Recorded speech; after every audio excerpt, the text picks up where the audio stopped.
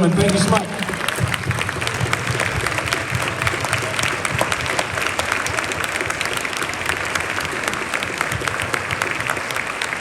Thank you, Kristen.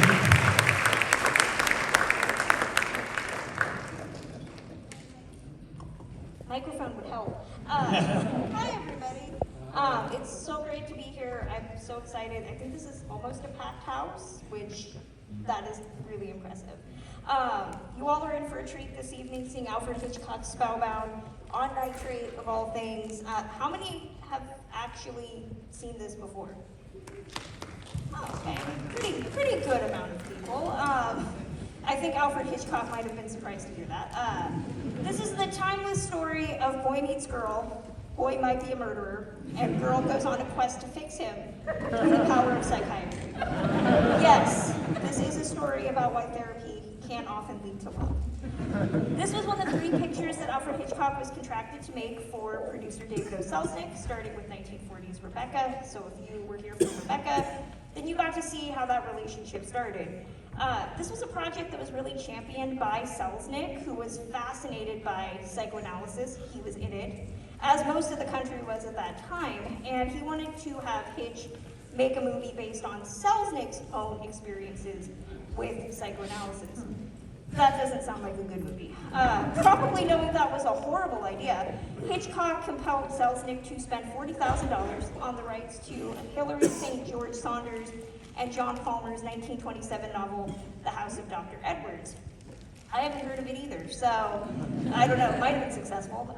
Selznick brought on his own analyst, Dr. May Rom, onto the production. You'll see her in the credits as the film's psychiatric advisor. But Hitchcock and his wife, Alma Revel, started working on a treatment for this movie themselves and consulted their own band of British psychiatrists to make this movie as accurate as they could. And you also had Ben Heck, who worked on a version of the screenplay as well. Neither Hitchcock or Revel's script would be used, but it's easy to see why Ben Heck's script did not work. It said that several drafts of his script would be given the boot by the MPAA, who did the Hollywood Production Code at the time, for using the salacious words frustrations, libido, tomcat, and my personal favorite, sex menace, to refer to the nymphomaniac character Mary Carmichael, who you will see very briefly in the film, and who you will assume might actually be part cat.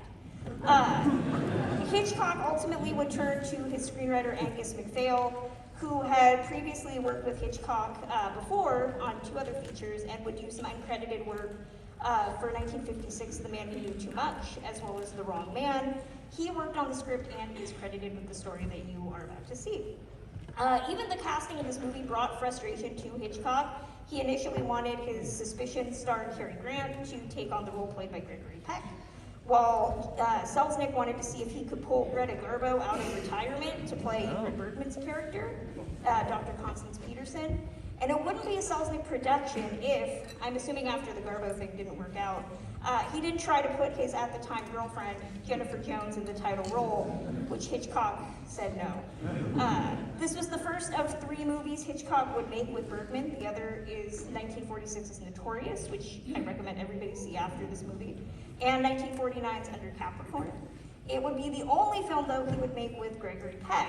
Like several of Hitchcock's leading men, the master of suspense made his dislike of Gregory Peck well known. As Peck once said, quote, "I couldn't produce the facial expressions that Hitch wanted turned on. I didn't have that facility. He already had a preconception of what the expression ought to be on your face. He planned that as carefully as the camera angles."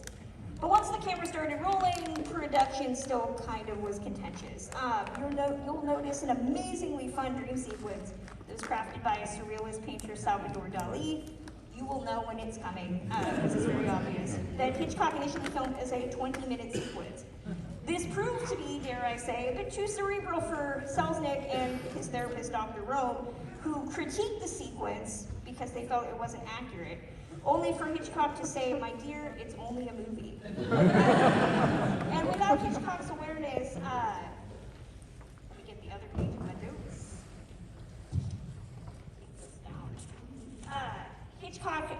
Selznick decided to have William Cameron Menzies come in and redo the dream sequence, cutting it down from 20 minutes to a whopping 2 minutes in the finished film, which unfortunately is now, the rest of that footage is now lost. So it's very sad. Next to Dolly, the other most famous reason to watch Spellbound is to hear Miklos Rozsa's famous score, for which it was nominated for an Oscar, one of 6 nominations that the film received.